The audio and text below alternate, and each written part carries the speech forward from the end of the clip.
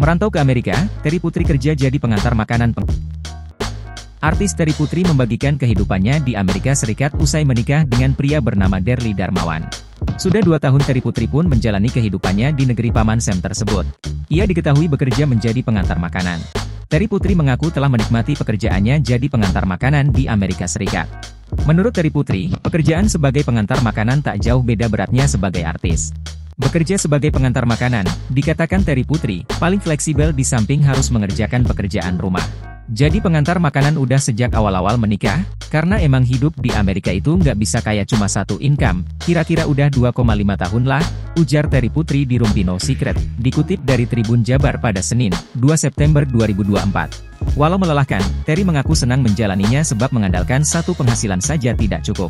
Kendati demikian, Terry mengaku penghasilan di sana besar tapi pajaknya juga besar. Maka itu per hari ia menargetkan pendapatannya bisa $200. Kalau orang bilang wah gajinya emang gede banget ya, tapi pajaknya gede banget juga. Hampir 50% kan pajaknya di sana, jelas Terry.